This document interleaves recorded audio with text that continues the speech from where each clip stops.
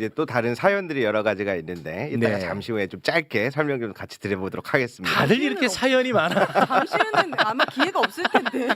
네, 오늘 하고 싶은 말이 네. 서로가 많은 날이기 때문에요. 아니, 제가 그 영상 때문에 이제 유시민 작가님을 저격한 사람들을 또 반대로 저격했다라고 이렇게 많이 영상이 알려졌더라고요. 네. 근데 그 영상을 촬영했던 게 2월 중순 설 연휴 전이었습니다. 맞아요. 네. 그래서 사실은 유시민 작가님을 누군가가 비판하기 전에 훨씬 이전에 그러한 분위기들이 감지가 돼서 그러지 말았으면 좋겠다. 남들을 오랜 세월 위로해 주신 분이 있는데 방송 잘 나가고 싶다고 그 사람을 욕하는 게 얼마나 웃긴 모양새야 되겠느냐. 훨씬 이전에 했다는 점. 또 논란이 되겠네. 말씀드립니다. 유시민을 비판하는 사람은 다 자기 장사꾼이다. 뭐 그럴 수도 있겠네. 큰일 났네. 아유 죄송합니다. 진짜. 아무튼 본인이 네. 잘 헤쳐나가세요. 네. 자, 그리고 요즘 하루하루가 죽을 맛이라고 하는 오윤의 어머니 박수로 모시겠습니다. 네, 반갑습니다. 요즘 조금 억울한 유권자 오윤혜입니다. 저에게 너 체육 매부쇼 유시민 욕하고 다니지 마라. 저는 욕은 앞에서 하지 뒤에서 하는 사람이 아닌데. 네. 여기에 약하시구나. 아니 그런 가짜 뉴스 좀 퍼뜨리지 않았으면 좋겠고. 네. 민동기 기자님은 좀 반성하세요. 그날 2시간 동안 같이 있었잖아요. 네. 쇼츠 하나도 안 나와. 나는 존나 되는데 쇼츠가 미친 듯이 나와. 나 진짜 이런 거 너무 억울해. 그렇다. 억울한 부분이 너무 많아서 네. 이제 그만 좀 했으면 좋겠고 오늘로 네. 이 AS가 꼭 잘 되었어. 네, 최선을 다해 보겠습니다. 와 진짜 당신이 편집 잘해야 돼요. 알겠습니다. 네, 잘 부탁드립니다. 자, 그 문제의 핵심이 핵심. 있습니다. 예, 논란의 인물 유시민 작가 박수로 모시겠습니다. 예. 진짜 어떻게 할 거예요? 책임져요 작가님. ABC. 내가 뭘 어쨌다고 책임져요? 천천히 갑니다. 책임져야지. 일주일 동안 온갖 비평이 다 나왔는데 네 맞아요. 그 중에 그런 게 있더라고요. 권력을 행사하면서 책임을 안 진다 그렇게 누가 말을 하더라고. 저는 사실 권력을 행사한 적이 없어요. 권력이라는 거는 타인의 의사에 반해서까지도 나의 의지를 관철할 수 있는 힘. 그게 권력에 대한 고전적인 정의거든요. 이게 저는 말과 글을 쓰는 사람이라 사람들이 제 말에 동의해주고 제 글을 좋게 봐주면 제가 영향력이 좀 생기는 거고요. 저희 말과 글이 사람들의 공감을 못 받으면 그냥 끝나는 거예요. 이런 거는 권력이라고 안 그래요. 네. 영향력. 그러니까 영향력. 인플루언서지 제가 권력자는 아니잖아요. 그러면 책임을 어떻게 할 거냐? 비평하는 사람 말과 글로 생활하는 사람의 책임은 비판. 자기 말과 글의 정합성, 일관성, 합리성에 대해서 책임을 지는 거예요. 그러니까 누군가가 너 틀린 말했어, 너 나쁜 소리 했어 이렇게 얘기를 하면 그거에 대해서 생각해보고 정말 그랬으면 제 생각을 바꾸는 거고요. 그게 아니면 저는 제 생각이 옳다고 느끼고 있고 그래서 뭐 이렇게 반박하겠습니다. 이렇게 하는 게 비평하는 사람의 책임성이에요. 네. 그거 말고 나보고 뭘 어찌라고 책임을 뭘 지라는 거야? 죄송해요. 내가 뭐 국가에서 국민 세금으로 돈을 받기를 했어. 내가 무슨 국가의 강제 권력을 동원하는 의사결정권자이기를 해. 네. 나는 내가 한 말과 글의 합리성, 일관성, 정합성에 대해서만 책임을 지는 거예요. 그러니까 네. 그 종편이나 뭐 유튜브에 나와서 그딴 소리 집어치우라우 네. 라고 말하고 싶은 거지. 예. 그 시작부터 벌써 쏟아내시네요. 그래서 오늘 나온 거예요. 애사로. 네, 네. 알겠습니다. 네. 왜냐하면 내가 좀 잘못 말한 것도 있거든. 네, 차근차근 갈 테니까요. 네. 우리 작가님도 뭐가 쌓인 게 많으셨던 것 같아요. 그리고 네. 책도 팔아야 되고. 네. 자, 차근차근 갑니다. 네, 책 좀 클로즈업 해줘요. 좀. 알았어요. 아이. 책 클로즈업 들어갈 시기가 또 아, 예. 있어요. 아, 가만히 그렇구나. 계셔보세요. 네. 네. 일단은 이 얘기부터 좀 잠깐 하고 싶어요. 유시민의 영향력은 예전 같지 않다고 이야기한 사람들은 그 발언은 좀 처리할 필요가 있다. 이번에 보니까 옳고 그름에 대한 부분은 차치하고 잠시 후에 할 거니까 영향력에 대해서는 아주 유효하다. 너무해. 난리가 났으니까. 난리가 났어. 난리가 진짜. 났으니까. ABC 하면 떠오르는 거 솔직히 초콜릿 아니면 속옷 사이즈밖에 없었는데 이제 유시민이 떠올라. 유시민이 떠올라. 다 덮었어. 그렇습니다. 네. 그래서 영향력은 실로 대단했다. 네. 요거는 바로 잡고 갑니다. 오늘 굉장히 날카로운 얘기를 많이 해야 되니까 시작은 좀 훈훈하게 시작을 해볼까 합니다. 유시민 작가가 사사로운 감정으로 평론하지 않는다는 것을 강조하다가 갑자기 수십 년 만에 정청래 대표에게 공개 사과를 하는 사건이 발생했습니다. 네. 그런데 그것을 본 정청래 대표도 60대 남자가 또 공개적으로 맞사과하는 일이 발생을 했거든요. 매불쇼에 나와서 유시민 작가에게 사과하는 부분 저게 또 영상으로 짧게 준비를 했는데 잠깐 좀 보겠습니다. 이해찬 총리가 저희 둘에게 주고 간 선물이죠. 5일 내내 같이 있었거든요. 일단 너무 놀랬고 그리고 너무 웃겨가지고 아, 그랬어요? 웃음은 나는데 웃어서는 안 될 것 같은데 유시민 작가가 미안합니다. 오. 저도 사과드렸으니까 저 용서해 주시기 바랍니다. 요게 유일한 훈훈한 결과물입니다.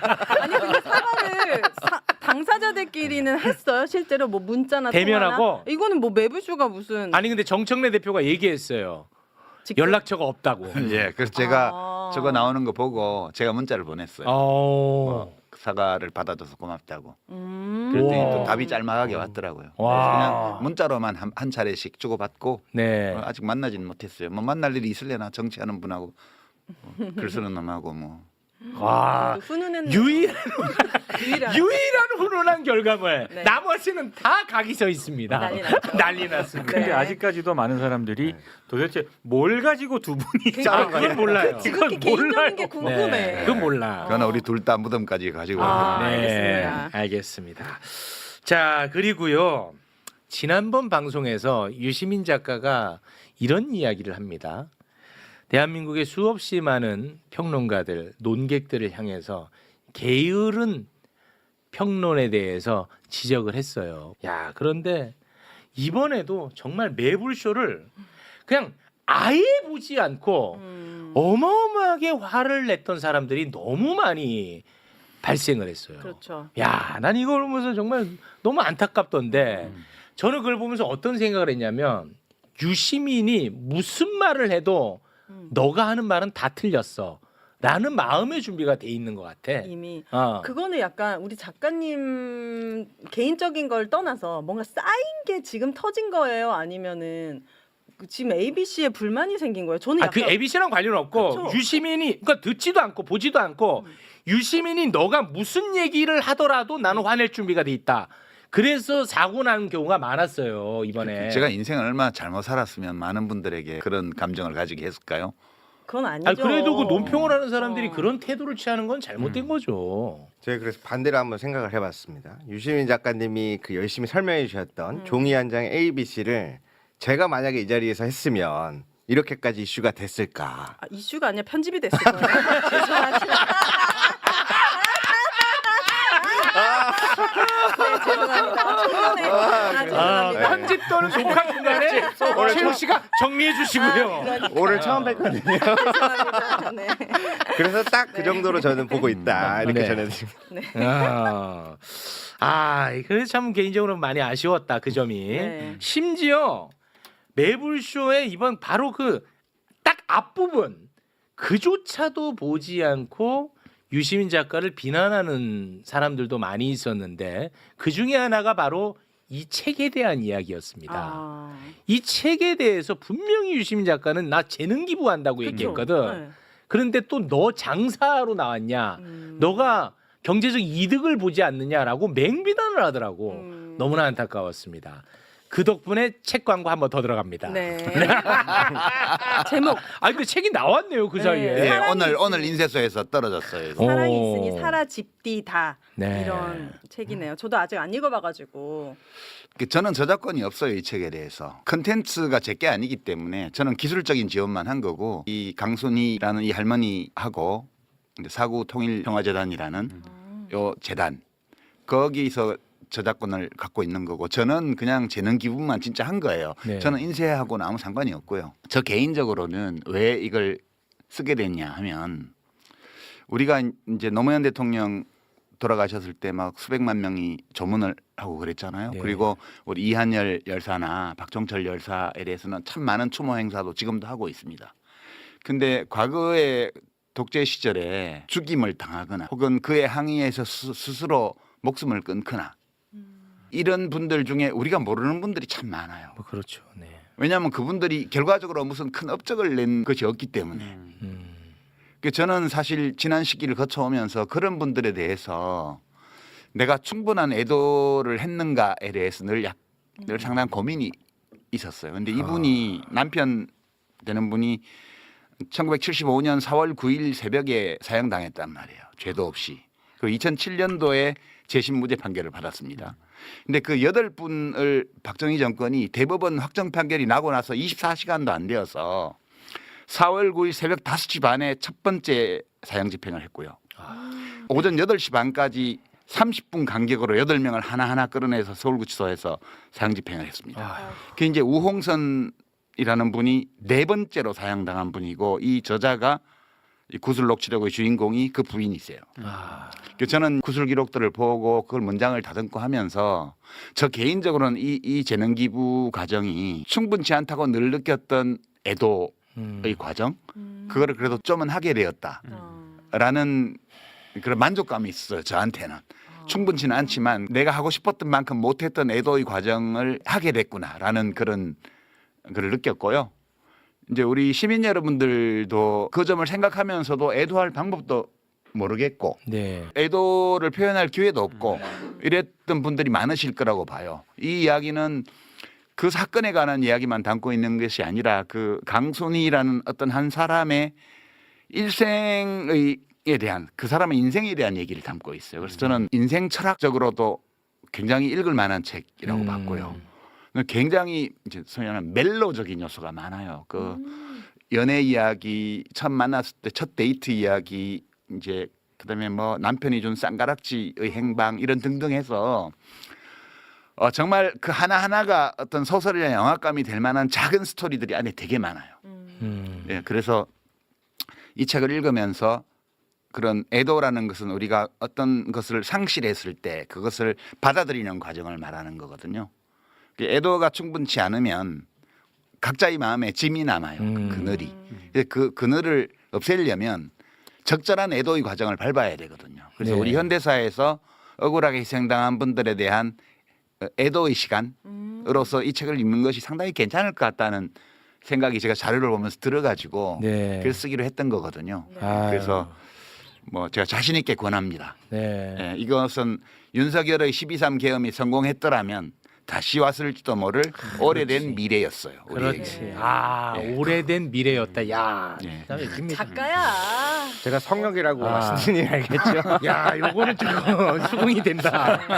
제가 못하는 걸 하는 분이세요. 너무 감사하고 네. 그리고 삶 자체가 진짜 그때도 제가 말씀드렸지만 품격이 있습니다. 네. 네. 이런 유시민을 왜 그렇게까지 미워하는지는 솔직히 제가 좀 동의가 안 됩니다. 이런 얘기하면은 또 저도 같이 욕 먹겠지만. 네. 유시민 작가님을 미워한다기보다는 유시민 작가님 하면 떠올려지는 어떤 그런 사람들 때문에 유시민 작가님이 타격이 된 게 아닐까? 이런 누가 생각도 해요. 떠올려지는데요? 김어준 씨. 아 이거 똑같이. 그러니까 뭔가 쌓여왔던 그 답답함이. 아, 그래요? 괜히 이제 그분은 이제 다른 방송도 안 나오시니까 제 친구들도 유시민 작가님은 김어준 지키려고 이러나 막 이런 얘기도 막 하기도 하고 약간 막 떠올라서 더 그렇게 되는 건가? 그러면 아주 짧은 그런 질문. 의심. 그러니까 김어준 밑에 나를 놨다는 거예요. 우리 MC민도 웃을 수가 없는 게 지금 팀 김어준이라고 불리고 계세요.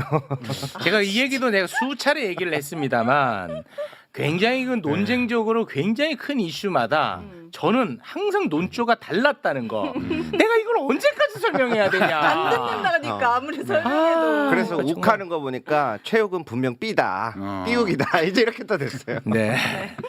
자, 뭐 B, A 또 나오네요. 네. 알파벳. 네. 우리 자, 오늘 격조 있는 이론 서비스를 하기로 한 거 아닌가? 그렇습니다. 네. 네. 그렇습니다. 자, 그러면 지난번 방송이 나간 이후 반응들에 대해서 유시민이 답하는 형식으로 진행을 하면 될까요? 네, 오, 좋죠. 네네네. 네, 좋습니다.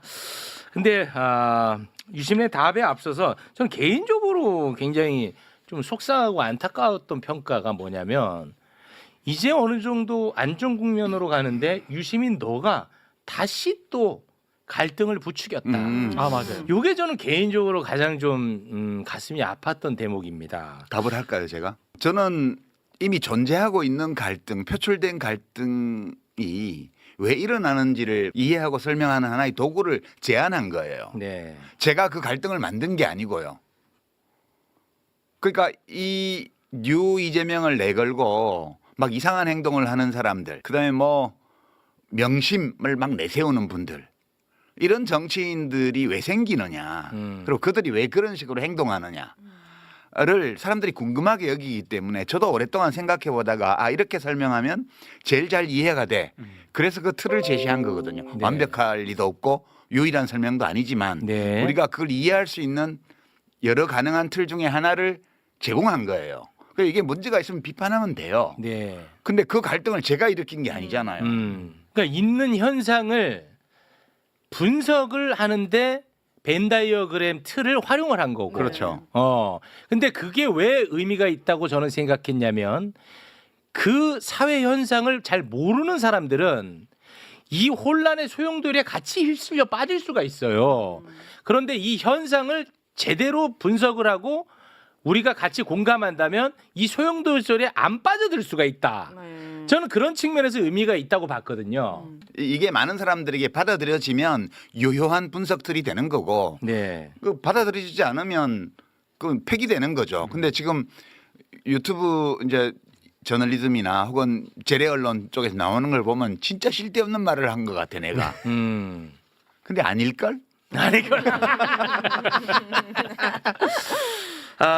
그 유심 작가는 그 이재명 현상에 대해서 분명히 길게 얘기했거든요. 이건 데이터로 잡히는 현상이다. 문재인 정부 때는 큰 이벤트를 통해서 지지율이 높아졌기 때문에 그때는 유문재인이라는 단어가 필요가 없었지만 이재명은 정책 효능감으로 조금씩 지지율이 붙기 때문에 이재명이라고 하는 단어로 설명할 수밖에 없다. 이건 굉장히 긍정적이다. 하지만 이재명을 악용하는 사람들, 이 사람들이 문제다. 문제라고 안 그랬고요. 왜 그러는지를 왜 그런지. 얘기를 했어요. 문제라고 제가 안 자연스럽다고 그랬잖아요. 제가 또 불가피한 오독했네요. 현상이라고. 네. 제가 그거에 대해서 이건 나쁜 거야라고 말하지 않았어요. 그건 맞아. 저는 그냥 존재하는 현상을 서술했을 따름이에요. 근데 왜 화를 내? 또 어떤 분은 나보고 왜 화났냐고 묻던데 편가르지 마라. 뭐 개파 정치하지 마라. 이런 얘기를 하는 사람이 어떻게 이 정치는 국민들이 하는 것이라고 대통령께서 말씀하시는데 국민을 어떻게 A, B, C로 가릅니까?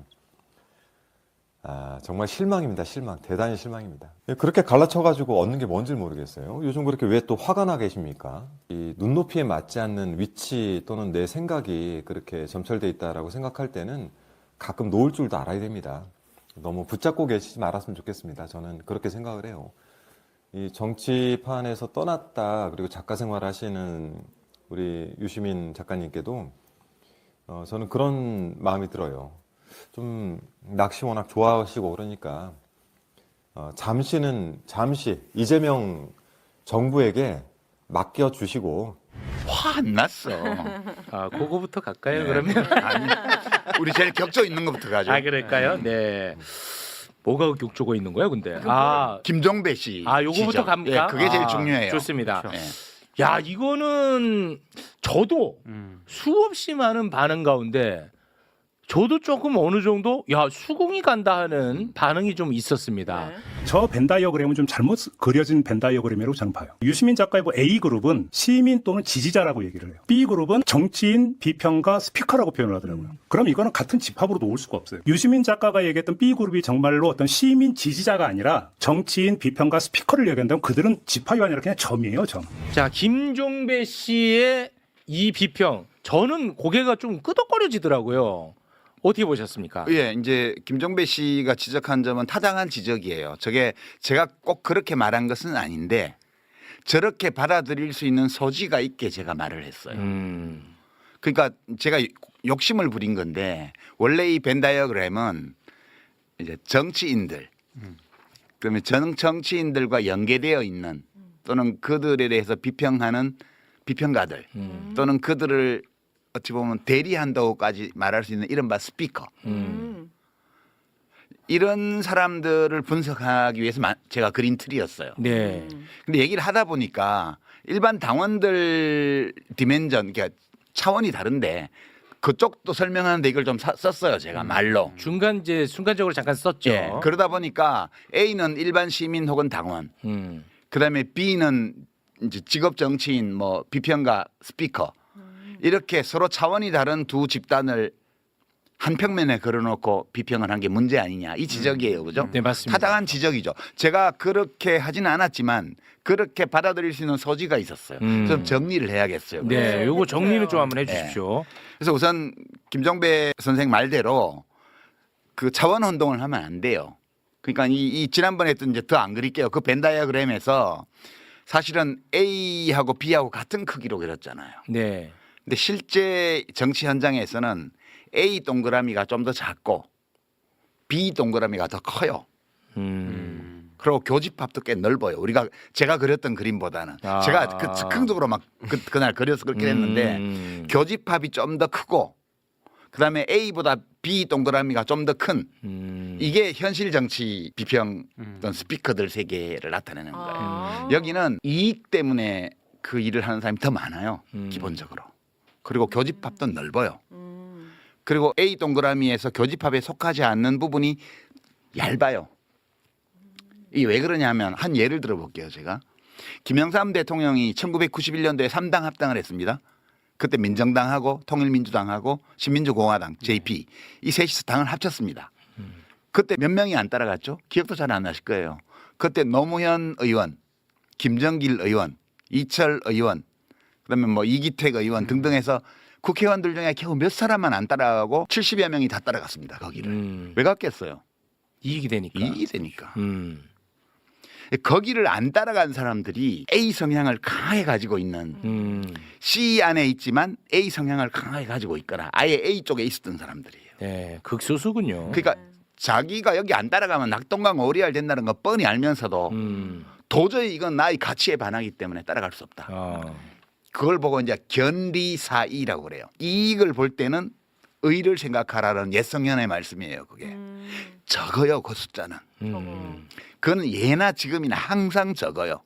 그 적기 때문에 공자 맹자 선생님들이 이익보다는 의로움을 중시하라고 늘 가르친 거예요.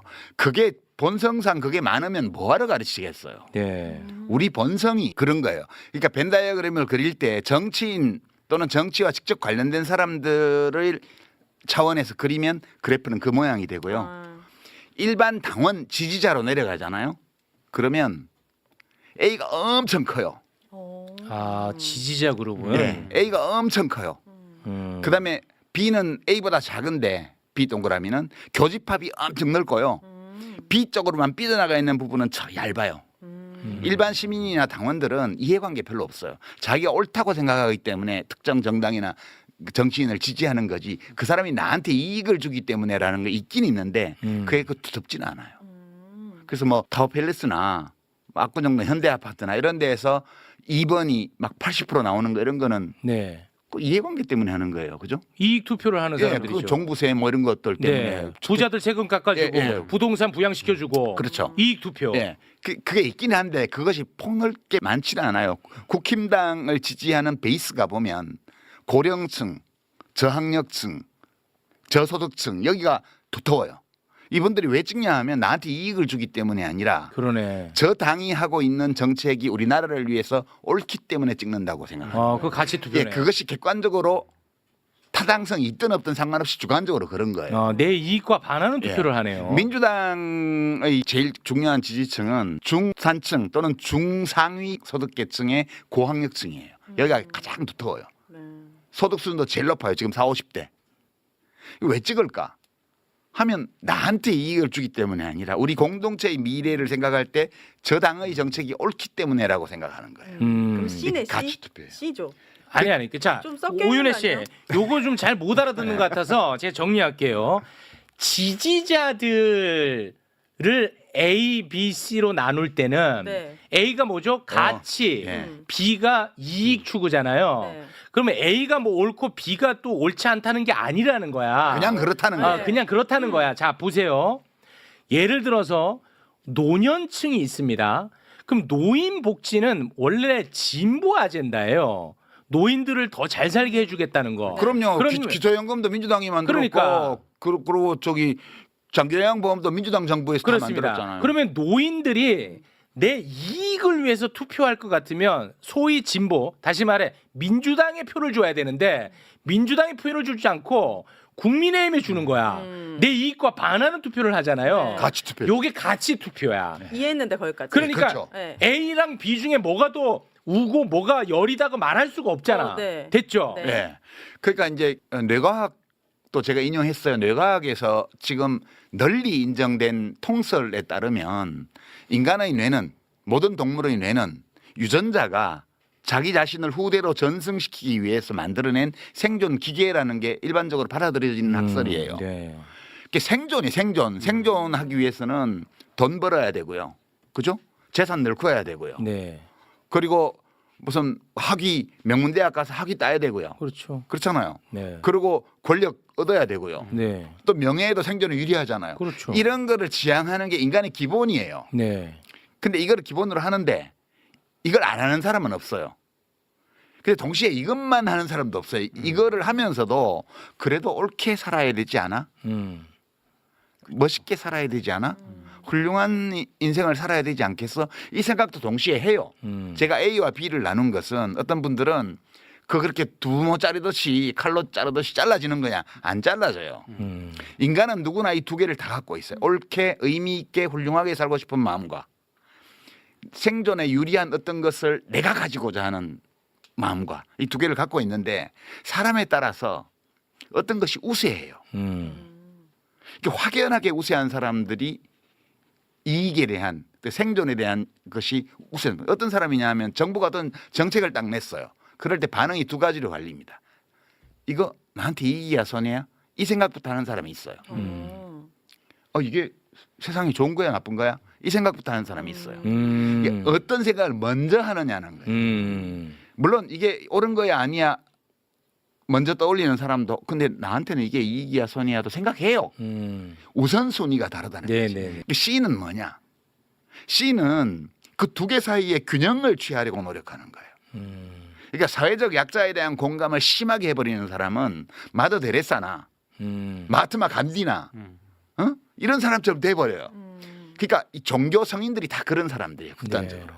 그 반대쪽이잖아요. 반대쪽 윤석열 같은 사람. 네. 돈이 뭐 몇 조 있으면서 또 뭐 탈세하고 이런 사람. 그런 사람들이 B의 극단이에요. 이게 전혀 다른 종이 아니에요. 이걸 가지고 무슨 우생학이다 이렇게 말하는 사람도 있고 좀 듣고 말을 하세요. 듣고 내가 말을 하는 거를. 그렇게 나눈 거고요. 이 C는 그 두 마음을 다 가지고 있는데 늘 살피는 거예요. 이게 지나치지 않을까. 네. 어느 쪽으로. 그래서 공감하면서도 제한하죠. 내가 어디까지 뭘 해줄 수 있지? 그래서 마더 데레사처럼은 안 되고 기회 있을 때 기부를 한다든가 봉사를 한다든가 이렇게 하는 거예요. 자기 할 수 있는 만큼. 제가 결론은 그거였어요. C가 굉장히 넓게 포진하고 있는 사회는 좋은 사회가 될 가능성이 많고 근데 C가 제일 많지 않아요? 전 상식적으로 C가 제일 주변에 많은 것 같은데. 정치권에는 그렇지 않아요. 아 정치권. 정치권에는 약간의 그 A가 있고요. 그다음에 상당한 규모의 C가 있고요. 근데 B가 제일 많아요. 제가 겪어본 바로. 그래서 정치권에? 100년 전에 그 독일 사회학자 많이 인용하죠. 막스 베버. 막스 베버는 A와 B를 어떻게 나눴냐면 A에 속하는 또는 최소한 C에 속하는 정치인을 정치를 위해 살아가는 사람. 그다음에 A, C를 제외한 나머지 있잖아요. 네. 요 사람들을 정치로 살아가는 사람. 정치로 살아가는 사람. 네, 정치로 살아가는 사람. 그래서 이 분류를 다른 식으로 하는 사람들은 정치인과 정치 자영업자 이렇게 표현하기도 해요. 이 분류법은 굉장히 오래된 분류법이에요. 네. 용어가 달라서 그렇지. 제가 분석한 바로는 일반 국민 또는 지지자, 당원 차원에서는 A가 엄청 원이 크고요. 네. B는 그보다 작고요. B 안에서도 C가 많아요. 정치권으로 오면 B가 원이 훨씬 크고 A 쪽으로만 나가서 얇아요. 그리고 그나마 C가 조금 있고 그리고 대단한 지도자들은 대부분 C에서 나온다. C도 다 똑같지는 않고 A 성향이 강한 C가 있고 뭐 그렇겠죠. B 성향이 좀 더 강한 C가 있어요. 그런 차이가 있기는 하지만 기본적으로 C에서 지도자가 나올 때 사회가 안정되고 잘 발전할 수 있다. 그게 저희 결론이었어요. 네, 맞습니다. 여기 뭐가 문제가 있기에 골품제 하냐, 뭐 네, 우생학하냐. 우생학하냐 이런 얘기가 왜 나오는지 난 그러니까 우리가 비평을 할 때는 상도덕을 최소한 지키자고. 매불쇼 조회수 1은 올려주고 비평해야지. 싫거든. 매부쇼 조회수 1 올려줘. 1도 안 올려주고 어떻게 비평을 하냐고. 제가 여기에다가 오늘 하나라도 한번 비판해 봐야지 하고 12가지를 적어왔거든요. 네. 실제로 앞에서 설명을 들으니까 네. 하나도 반박을 못하겠어. 아 진짜 유시민을 위한다면 지금 반박을 해줘야 돼. 그래서 제가 준비를 엄청 열심히 해왔거든요. 밤새. 어. 말이 되는 걸 어떻게 해요? 비판도 중요하지만 오늘 사회에서는 비판과 반대로 동의되는 부분은 동의할 줄 아는 점들도 저는 필요하다. 저는 그렇게 보고 있습니다. 네. 아, 근데 저는 굉장히 좀 흥미로웠던 현상 중에 하나가 지난 방송에서 유시민 작가가 실제 이름을 거론한 사람들도 존재해요. 네. 세 사람 정도 있었죠. 예. 근데 그분들은 뭐 사실 기분 나쁘잖아. 자기들이 먼저 거론했어 이런다. 그 사람들은. 아이고 참 그. 그러니까 그분들이 화를 내는 것은 나는 동의 여부를 떠나서 이해가 돼요. 그렇죠. 근데 일절 거론하지 않았던 사람들 중에서도 뭐 엄청나게 화를 많이 내는 사람들이 있더라고. 그거는 참 굉장히 흥미로운 아까 현상이었습니다. 얘기했잖아요. 자꾸 떠오르니까 이건 유시민 작가님에 대한 어떤 개인적인 불만보다는 네. 그거에 대해서 좀 쌓여있던 불만들이 그렇습니까? 떠오르고 약간 A에 대한 약간 위선을 느꼈던 사람들도 뭔가 거기에 이제 뭔가 투영돼 있는 것도 같고 이게 뭐 하루아침에 생긴 그런 불만은 아닌 것 같아요. 오래된 불만이 네. 이걸로 표출됐다고 보시는 거군요. 저는 그런 느낌이 들더라고요. 네. 그러면 그 말 나온 김에 바로 그 친문 세력의 귀환에 대해서 이야기를 좀 한번 해보죠. 왜냐하면 누가 했는데 그 얘기를. 아니 그러니까 저한테도 저는 그 휴대전화 2개 쓰는데 하나의 휴대전화는 예전부터 저를 사랑했던 분들이 알고 있는 번호라서 여론 수렴 기능으로 남겨둔 게 있어요. 근데 그분들이 저를 좋아했던 사람들이란 말이에요. 근데 유시민은 친문 세력을 귀환을 위해서 저렇게 방송 나오는 건데 너는 언제까지 그렇게 마이크를 줄 거냐라고 엄청나게 많이 연락이 왔어요. 그래서 제가 딱 질문 하나를 던집니다. 알겠습니다. 그럼 유시민 작가가 저렇게까지 욕먹으면서 친문 세력의 귀환의 도구가 된다면 유시민에게 도움이 되는 게 뭡니까? 라고 했더니 다 연락을 안 줘 나한테. 답을 못해. 없어. 그러니까 그렇지 않나? 저한테도 많이 했던 얘기고 그 맥락을 보면 매불쇼에 나와서 얘기를 한 부분이 있지 않습니까? 그 얘기를 한 부분에 대해서 최욱 앵커가 가장 또 민감해하는 이 조불쇼의 그 당사자인 조국 혁신당 대표가 또 바로 페이스북에 그거를 인용을 하면서 그러니까 맞아요. 그런 흐름을 보면서 이거는 뭔가 다 연결돼 있구나. 뭔가 의도가 있고 어떤 정치적인 의도가 분명히 개입돼 있는 것이다라고 의심하는 분들이 꽤 많았습니다. 그러니까 그때 친문 세력의 부활이라는 거는 조국의 대권 도전을 돕는 거다. 그런 뜻으로 받아들이는 그런 맥락도 거죠. 좀 있는 것 같고요. 맥락도 들어가 네. 있고. 근데 조국은 안 죽었는데 이미 살아 있는데 왜? 또 이렇게 하면 또 조국 살렸다고 또 욕먹겠네 또. 그러니까 죽은 친문 중에 누구를 살리는 게 친문 부활이야? 이렇게 물어봐요. 문재인 대통령은 퇴임하실 때 거의 50%의 국정수행 지지율 상태에서 퇴임하셨어요. 네. 저는 개인적으로 문재인 대통령이 인격적으로 우리 모든 대통령 우리가 겪었던 대통령이나 정치인들 중에 가장 완성된 분이라고 제가 늘 얘기를 해왔고 네. 지금도 저는 그 문재인 정부를 제가 일은 안 했지만 문재인 대통령을 되게 좋아해요. 제가 지금도. 이슈가 이슈인지라 그런 얘기를 좀 짧게 하세요. 네. 그런데 문재인 이슈가 대통령이 부활해야 될 이유도 없고요. 그다음에 소위 친문을 자처하면서 막 나대다가 집단적으로 망한 사람들이 있었잖아요. 지난번 총선 때. 근데 그분들은 부활할 수가 없어요. 어차피. 그분들은 폭망했죠. 예, 폭망해가지고 부활을 요구하는 사람도 없고 부활이 가능하지도 않아. 네. 끝났어 거긴. 그래서 이제 최민희 의원 정리로는 그거는 친낙계다. 친문이 아니고. 친이낙연계. 그러니까 이제 문재인 정부 때 그 주류가 이해찬 당대표를 따르는 쪽이 한 갈래가 같고 한 갈래가 이낙연 씨를 따르는 갈래가 갔는데 이낙연 씨를 따랐던 갈래들은 총선 대선을 거치면서 다 망해버렸다 여기는. 부활할 가능성도 없고 요구하는 사람도 있고 없고 원하는 사람도 없고 부활할 역량도 안 돼. 네. 그런데 뭘 부활시키는 거야? 그러면 조국 대표가 그렇지. 맞나 보네.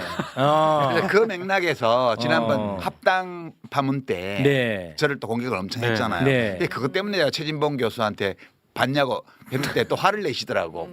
근데 제가 최진봉 교수한테 뭐 억하심령을 가진 건 없어요. 네, 없고. 좋아합니다. 유쾌하게 생각합니다. 제가 이제 최진봉 교수가 그 국대 토크 하시잖아. 네, 와. 조회수가 많지 않지만 제가 보거든요.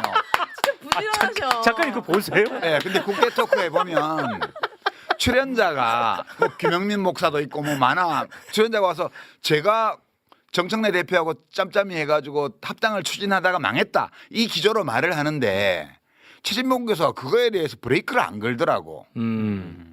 제가 합당을 해야 된다고 얘기한 적이 없거든. 저는 우리나라의 정치 지형과 관련해서 그날 뉴스공장에서 얘기했던 게 2월 1일 날인가 그 이해찬 대표님 네. 장례식 끝나고 나서 출연해가지고 백낙천 교수가 마지막 추도사 순서에서 한 얘기가 민주당이 다 통합해서 혼자서 한국 정치를 책임져 나가는 거하고 민주당이 중심이 되어서 이 변혁적 중도 이념에 동의하는 여러 정당들을 아울러서 연합 정치를 하는 거하고 어느 게 나은지에 대해서 서로 의견이 다른데 그 대답을 들을 수 없게 됐다. 이런 취지의 추도사를 하셨어요. 그래서 제가 그게 되게 중요한 거라고. 민주당 정치인들이 그 고민해야 되는 문제라고. 그래서 그 기획으로 가면 조국 혁신당이 합당하지 말고 좀 힘들더라도 밖에서 생존하면서 민주당하고 연합해 나가는 방안이 있고 그러나 조국 씨와 지금 조국 혁신당의 당원들이 그걸로는 만족을 못하고 우리가 그러면 정권을 잡아서 한번 우리의 사회권 선진국이라는 구상을 실현해보자 이렇게 마음 먹는다면 합치는 게 맞다. 그렇게 제가 얘기를 했어요. 조국 대표가 그냥 그렇게 한국 정치의 혁신과 발전을 위해서 나는 봉사하겠다 그러면 밖에서 하고 내가 한번 대통령에 도전해보겠다 이런 생각이 있다면 합치는 게 맞지. 아, 그 얘기를 왜 했어? 또 대통령 도전. 아니 그거는 경우의 수가 2개밖에 없고 그 2개의 경우의 수를 다 얘기를 한 거예요. 저는 꼭 합당하는 게 바람직하다고 생각하지 않아요. 네. 근데 이제 그렇게 얘기를 한 걸 빌미로 잡아서 네. 집권 1년 차에 벌써 차기 얘기를 하냐부터 맞아요. 시작해가지고 네. 온갖 욕을 아니 집권 1년 차인데 당연히 지지자들은 근심하죠. 지난번에 문정부 끝나고 정권 재창출이 안 돼서 그 난리가 났잖아요. 그렇습니다. 내란까지 가고 그 다음에는 또 민주당이 계속 집권해야 될 텐데 다음에는 누가 있지? 이 고민들을 시민들은 다 한다고요. 근데 대통령 집권 1년 차니까 그런 얘기를 하는 것 자체가 불경스러운 거라고? 아니 우리가 무슨 왕 뽑았어? 그때는 조금 서운했거든요. 유시민 작가님 다음 대권 얘기할 때. 요 감성을 알아야 돼요. 네, 자, 그 감성을 왜냐하면 전달해 주세요. 조국 대표님이 세빙선의 역할을 엄청 잘 해오신 것도 있지만 최근에 여러 이슈들로 인해서 네. 그리고 정치력을 보여준 적은 없잖아요. 그래서 저는 네. 막 부산이나 이런 데 나가셔가지고 막 하셨으면 좋겠는 거예요. 그런 상황인데 갑자기 합당을 한다고 하니까 약간 이렇게 올라왔다가 아직은 다시 검증해야 될 시간이 아직도 많이 남아있는데 거론된 분이 이제 조국 대표님이다 보니까 네. 근데 차기 대통령은 이재명이라고 저는 계속 아직도 생각하고 있는 상황에서 네. 또 이제 뭐 얼굴에 점 찍고 나오라고?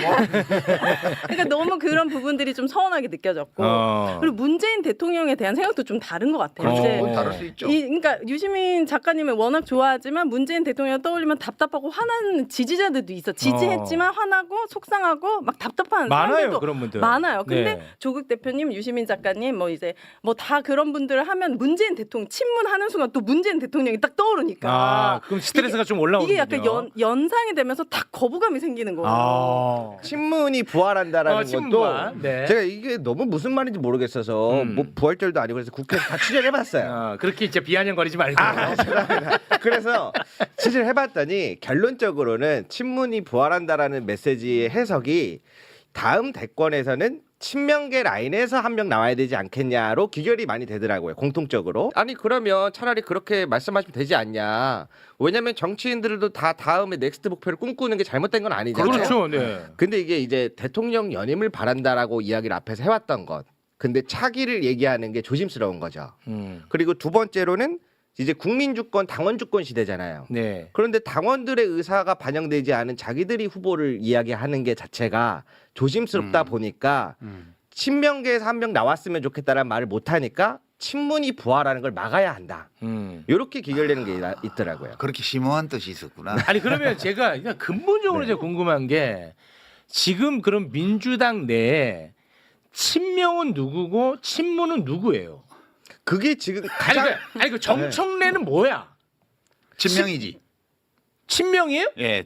제가 알기로는 대통령이 통합하는 게 좋겠다고 말씀하셔가지고 정청래 대표가 추진한 걸로 아는데 내가 아는 바로는 그런 얘기는 또 왜 하세요? 아니 그 정청래가 뭐냐고? 친문이야, 친명이야. 내가 만약에 정청래라면 내 정치를 위해서 나는 친명할 것 같거든요. 그러겠죠. 그렇지 않겠습니까? 네. 아니 지금 와서 친문하면 뭐 할 거야? 그러니까 나는 그렇게 생각해요. 죽었는데 아니, 부활해야 되는데. 나는 그래. 그래서- 나는 워낙 빕니다. 오늘 오해 소지를 없애기 위해서 저는 비로 가겠습니다. 그래서 민주당에 좋아, 있는 비 좋아. 분들은 사실 제가 보기에는 다 친명분이 맞는 것 같아요. 네, 근데 근데 이 안에서도 좀 더 선명성 경쟁이 일어나는 것 같아요. 지금 그 민주당 안에서도 서로 이재명 내가 대통령의 충신이다.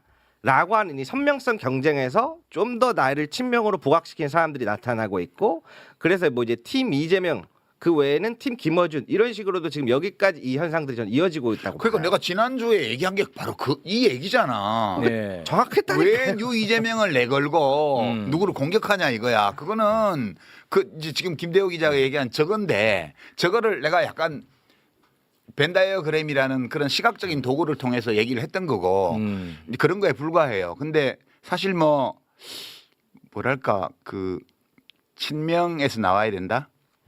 그거 안 돼요. 그게 나올 수도 있지만 그 기획한다고 되지를 않아요. 되게 보면 김대중 대통령 임기 끝날 때 동교동계에서 못 냈죠. 그때 이인재 씨를 양자로 영입해가지고 이인재 대세론이 있었는데 그게 노풍에 무너진 거 아니에요. 그다음에 참여정부 끝날 때 노무현 정부 끝날 때 이해찬 대표가 끝까지 경선을 했는데 그 친노인데 안 되잖아요.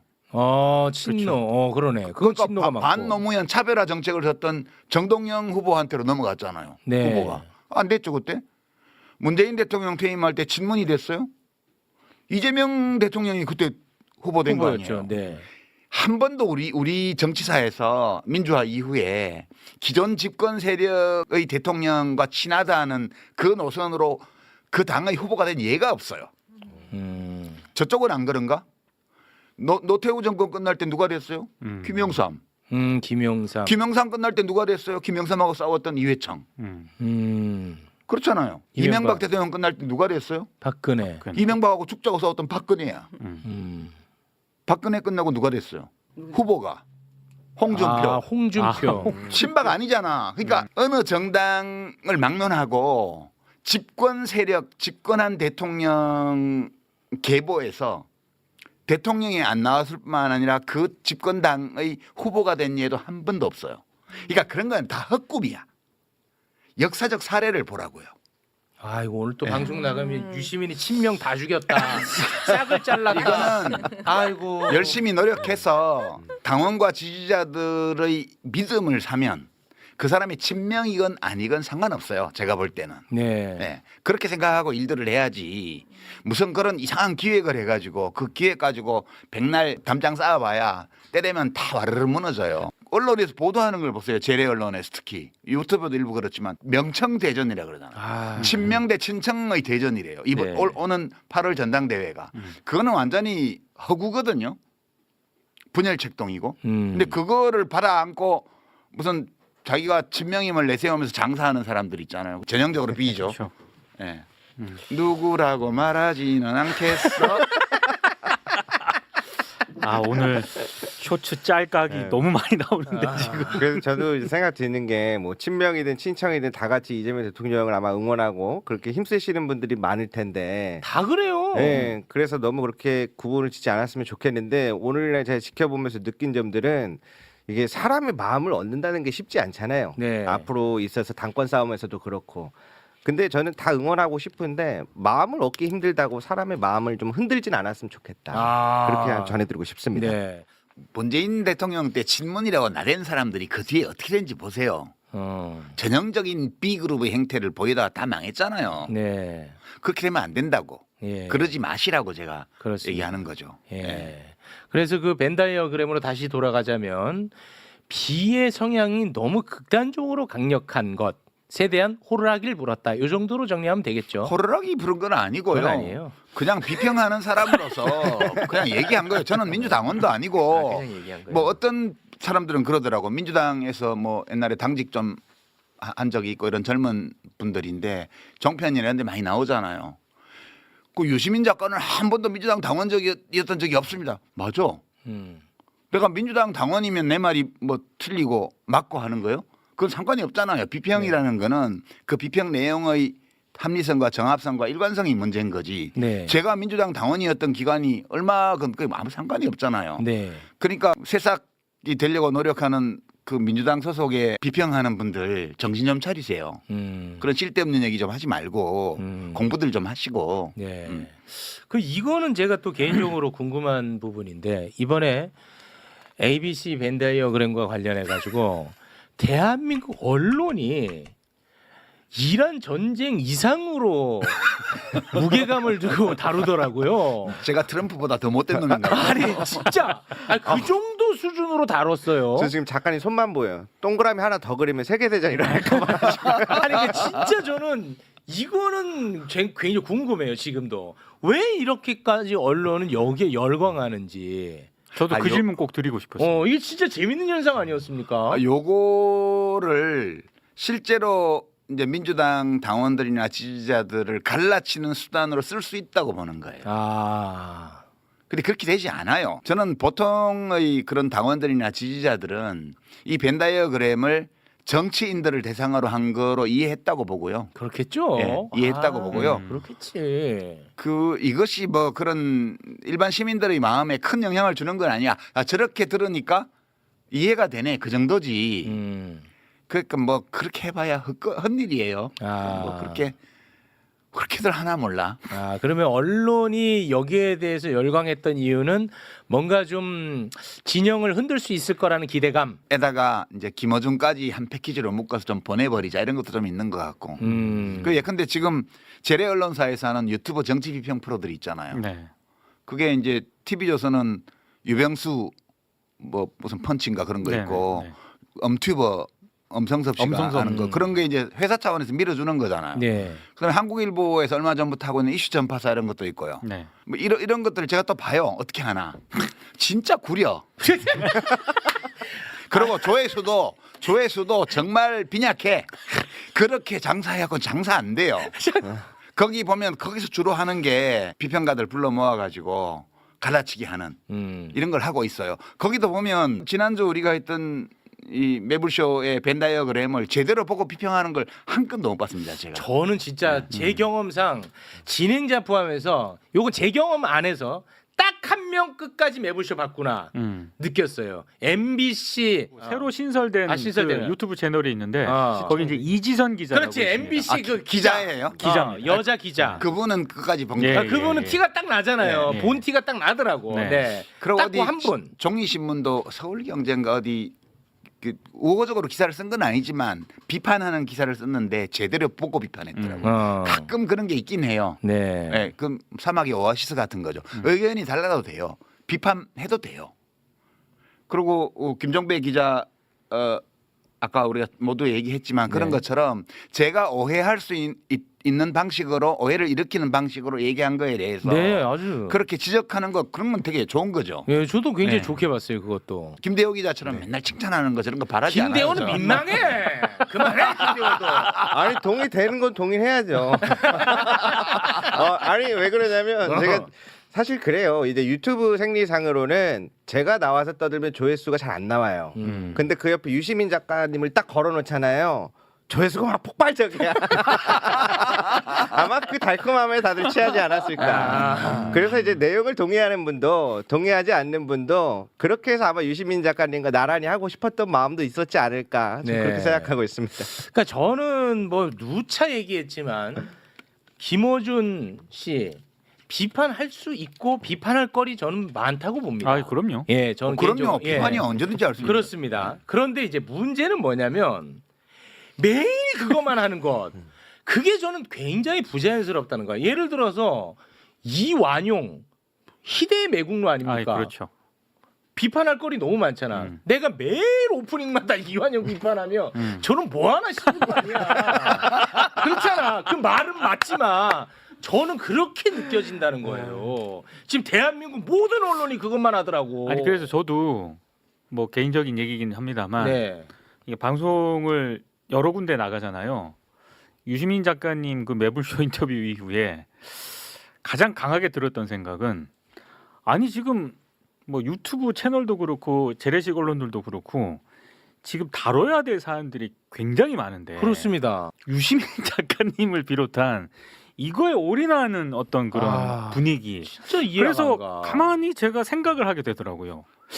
내가 여기서 지금 뭐 하는 거지? 네, 그런 어떤 그래서 고민들. 그만두셨구나. 네. 그 사실 그 벤 다이어그램은 국민의힘을 분석할 때도 굉장히 유용한 도구가 될 수 있어요. 차원을 달리하거나 대상을 달리하면서 다 적용할 수 있어요. 그렇죠. 왜냐하면 다 똑같은 인간들이 하는 얘기이기 때문에.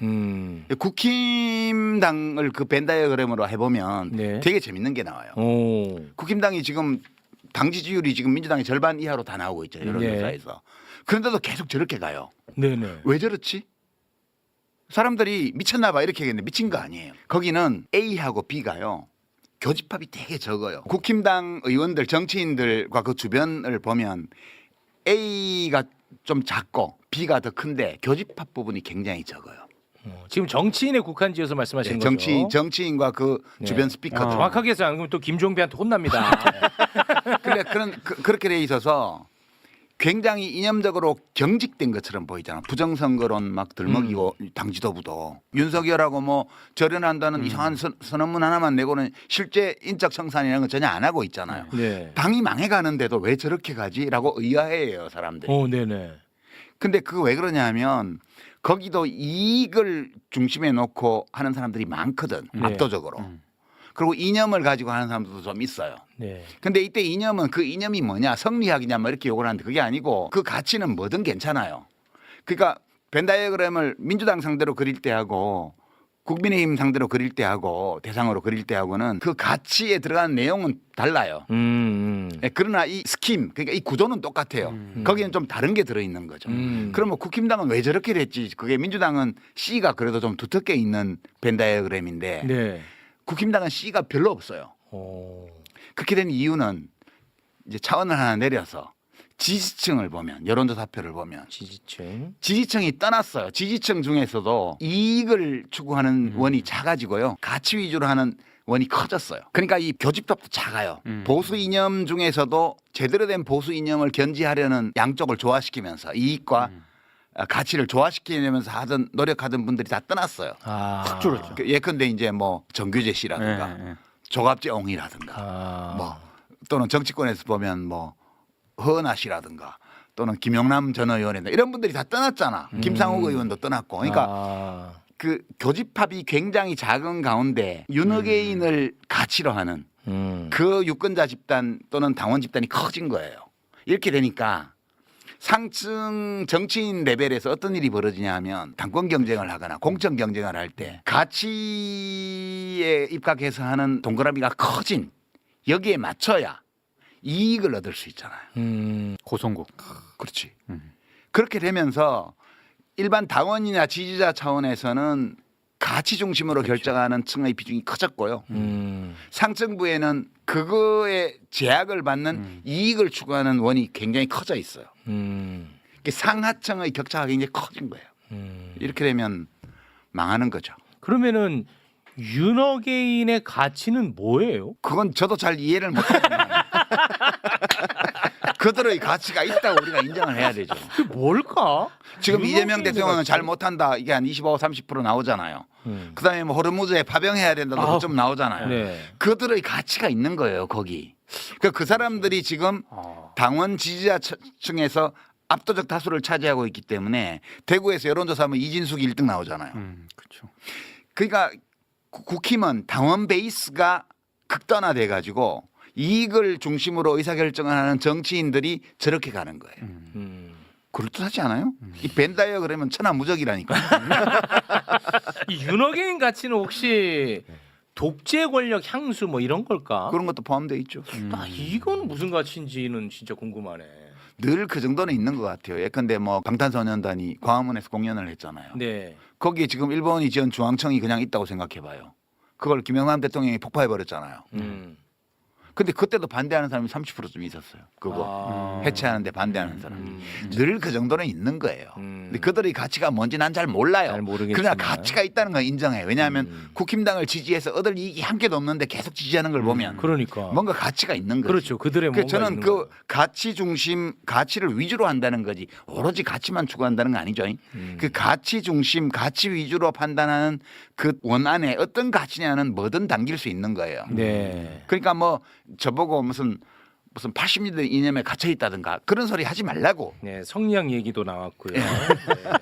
아 그 무슨 노론소론 그런 거하고 상관없어요. 네. 네. 그러니까 오늘 방송 이후로는 진짜 우생학 이런 얘기는 좀 사라졌으면 좋겠습니다. 네. 그 우생학이 뭔지 모르시나 봐. 영상을 틀려고 했는데 그렇게까지 하시니까 못 틀겠네요. 네. 그 우리가 창피해요. 그 보기가 그런 네. 것들은. 네. 알겠습니다. 자, 그리고 이거는 제가 뭐 편집을 할지 또 모르겠습니다만 뭐 다 해봐요. 뭐 네. 다 털어. 이제 또 그만 나올 거니까 이제. 김민석 총리와 아, 김현 의원이 유시민 작가의 매불쇼 출연을 두고 서로 이야기한 메시지가 언론사를 통해서 본의 아니게 여기 좀 노출이 됐거든요. 텔레그램 잠깐 좀 띄워주시고 우리 기자님이 좀 텔레그램 소개 좀 해줄 수 있을까요? 네. 김민석 총리가 더불어민주당 김현 의원과의 텔레그램 대화 메시지에서 유시민 작가에 대해서 유명세, TV 출연 즐기는 강남 지식인 이렇게 말한 내용이 언론사 카메라에 좀 포착이 됐습니다. 네, 이거 이제 공개되고 김민석 총리가 또 사과의 글을 올렸거든요. 네. 그것까지만 소개 부탁드립니다. 사적 대화 노출에 불편을 느끼신 국민 여러분께 죄송하다는 말씀을 올린다라고 얘기를 했고요. 혼자 있을 때라도 늘 삼가야 한다는 공자님 말씀처럼 혼잣말이든 토론이든 절제와 품격이 필요하다 생각해온 입장에서 부끄럽다 이렇게 얘기를 했고 제가 보다 자유로워지면 편히 말씀을 나눠보고 싶기도 하다. 사적 표현에서의 불편함에 대해서 다시 한번 정중히 공개 사과드린다. 이렇게 사과를 했습니다. 네. 이거는 뭐 그 대체로 맞는 말이던데. 왜냐하면 유명한 거 맞잖아요. TV에도 종종 나가잖아요. 네. 강남에 사는 것도 맞고요. 지식인도 지식인이라고 하니까 지식인은 영광스러운 네. 거 아니에요? 맞고. 네 가지 정보가 들어 있는데 네 가지가 다 사실에 부합하는 정보예요. 그렇죠? 네. 예. 그리고 뭐 그것이 어떤 뉘앙스냐를 가지고 뭐 또 말하기도 하던데 어떤 뉘앙스면 어때요? 나라님도 안 보이는 데서는 흉 본다는데 나 따위야 뭐 흉 보면 어때요? 네. 괜찮아요. 저런 정도는 흉도 아니야. 네, 흉도 아니야. 그냥 네. 그런 거고 이제 다만 이제 앞으로는 들키지 말았으면 좋겠어요. 이게 언론에 또 입방아에 오르락 내리락 네. 하니까. 저도 같이 부끄러우니까. 네. 이 뭐 그 특별히 뭐 흉이 아니에요. 보면은. 그렇죠. 네. 이제 제가 조금 다른 부분이 있는데 제 주변에 진짜 이번에 이재명 정부에 관심이 많아서 새로 이제 정치에 관심을 가진 동생들이 많아요. 그 유이재명입니다. 네. 네. 특히 매블쇼 최욱 선생님 되게 좋아해요. 오, 야 유이재명이 중심입니다, 제가. 그래서 질문도 꼭 해달라고 받았거든요. 네. 최욱 선생님 원포인트 연애 레슨이라는 책을 썼는데 네. 자기들끼리 논의를 하는 거예요.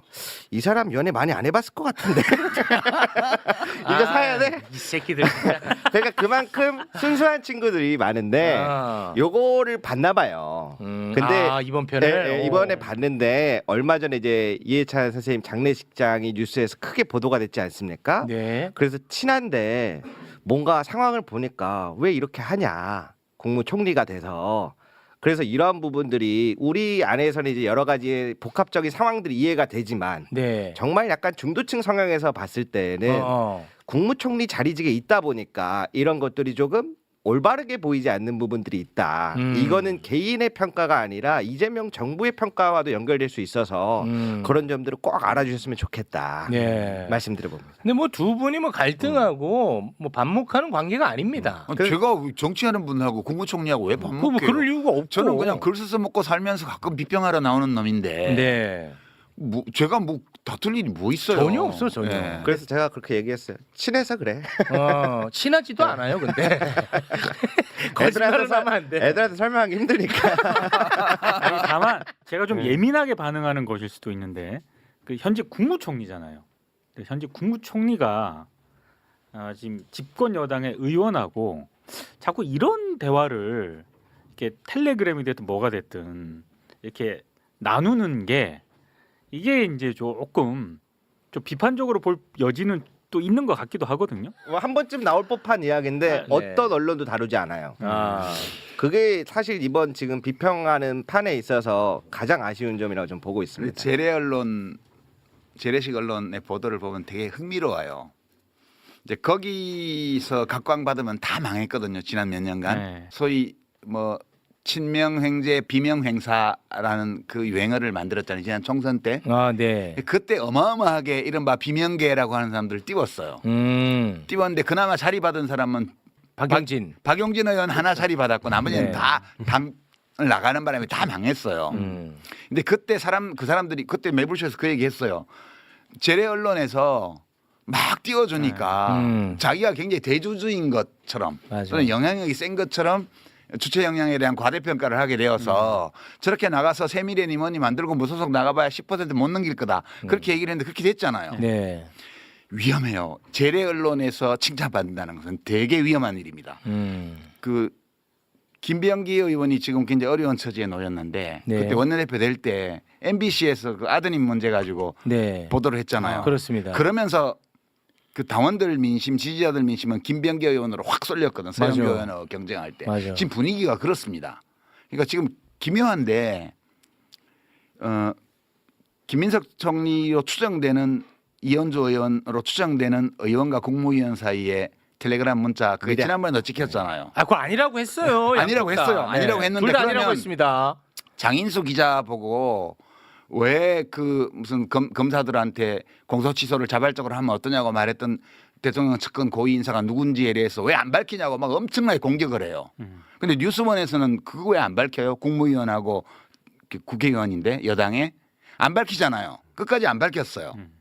이런 이중잣대가 뭐냐 할 때 이 언론이 그 지난번 텔레그램의 당사자들은 보호해 주는 거예요. 그러면 보호해 줘야 될 대상과 까야 될 대상을 어떻게 고를까? 기가 막히게 고릅니다. 와, 이걸 진짜 흥미로운 주제다. 어떻게 골라? 정말 본능적으로 아는 것 같아요. 본능적으로. 네. 그러니까 자기들에게 해되는 사람과 자기들에게 이익되는 사람. 그래서 앞으로도 조심하셔야 돼요.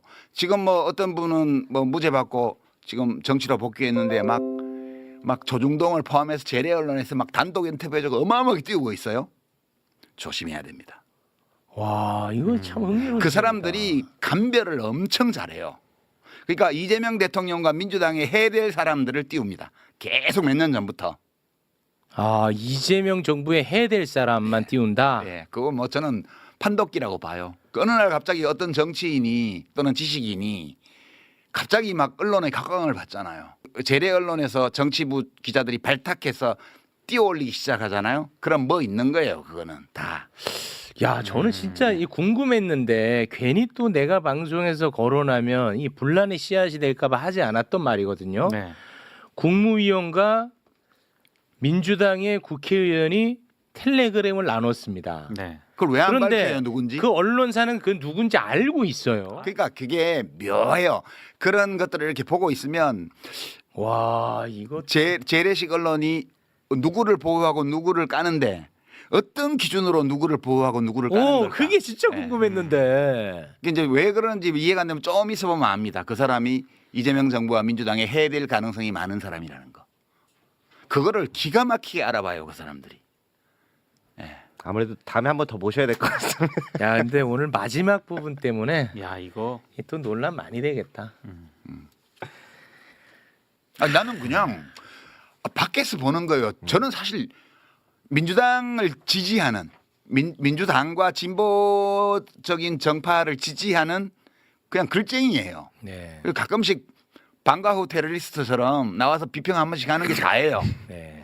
에? 제가 마지막에 유시민 작가 잠깐 한번 편들어 드리자면 네. 유시민 작가가 호루라기를 불어줬던 정치인들이 있어요. 지난번에 누구냐면 김경수하고 박용진입니다. 조심하라고.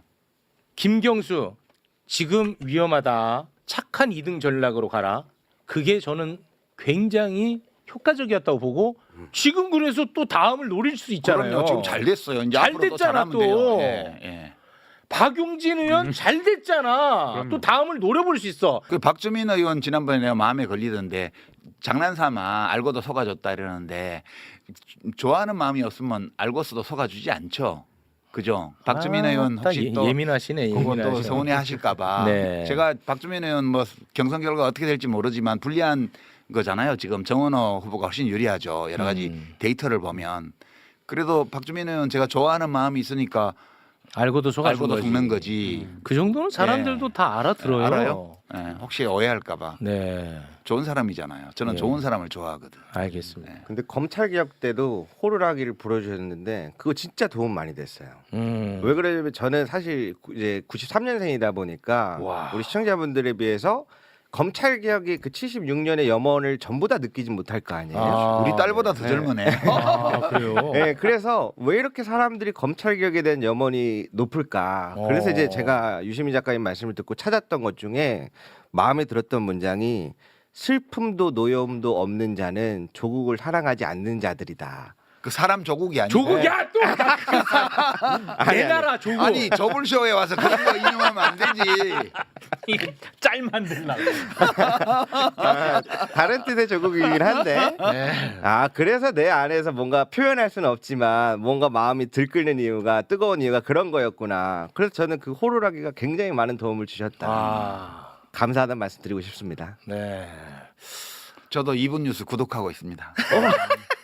주거니 받거니. 아니, 볼 것도 없는 채널에. 알겠습니다. 자, 아주 그 여론에 대해서 민감하게 반응을 하고 잘 그거를 추적 취재하시는 분이니까 오늘 방송 나가고 나서 논란이 될 만한 포인트는 어떤 부분들일까요? 논란을 만들고 싶은 사람들은 어떤 내용이든 만들 겁니다.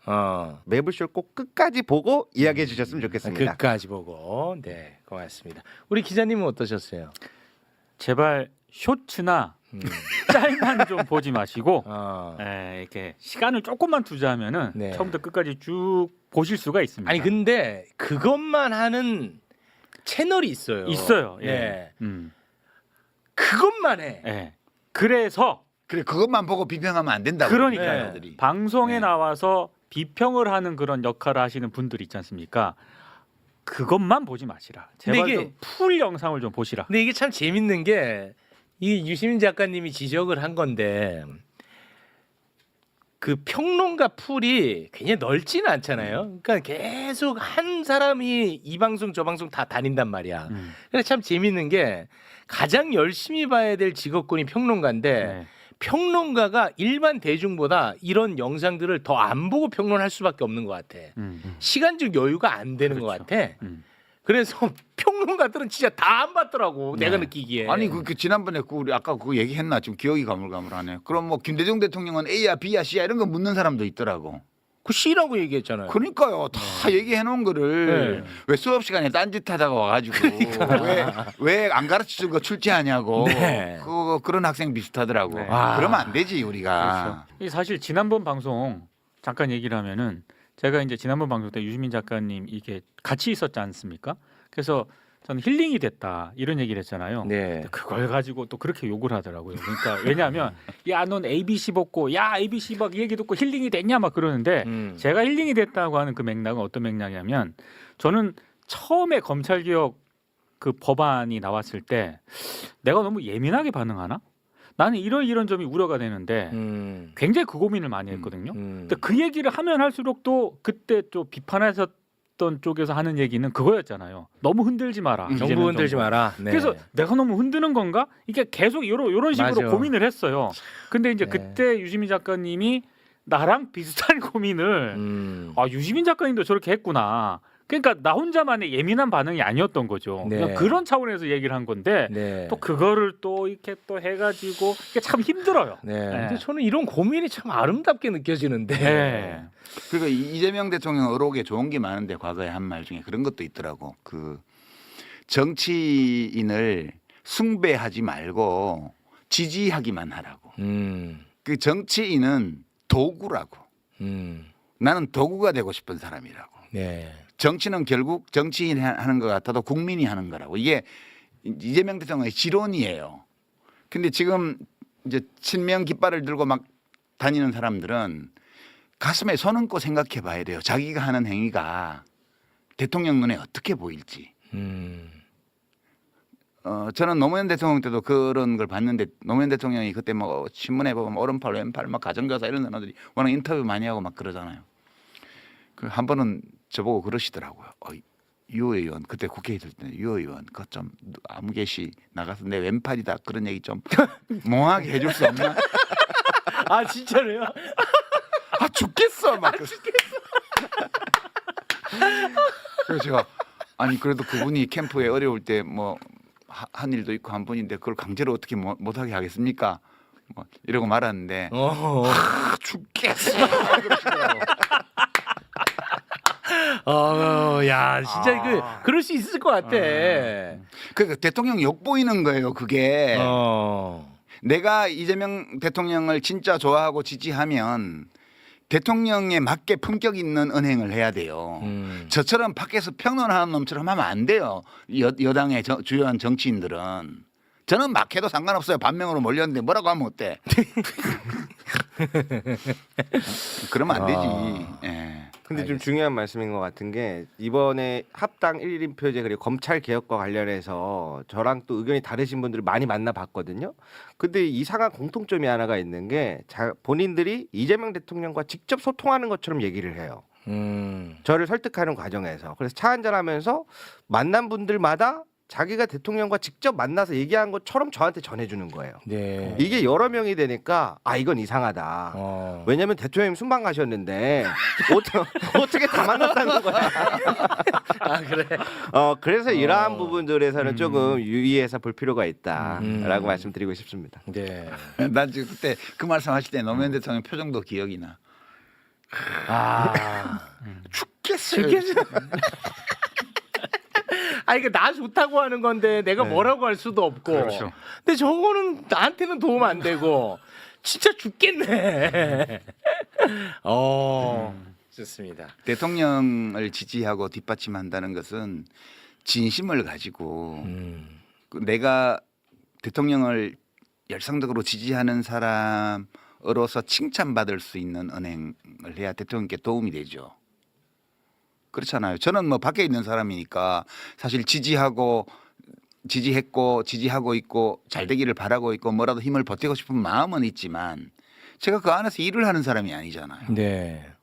그러니까 저는 비평하는 사람으로서 가끔 제가 할 수 있는 일을 하는 거예요. 그냥 이 대통령 이재명 대통령과 이 정부의 성공과 집권당의 성공을 위해서 제가 판단하건대 이게 도움이 될 거야라는 일을 그냥 하는 거지. 네. 제가 무슨 영향력을 추구하거나 영향력 추구해서 뭐 하게요.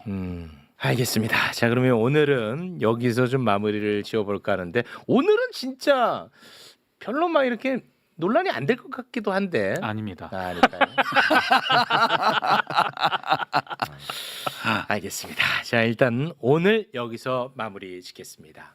함께해 주신 세 분 대단히 고맙습니다. 고맙습니다.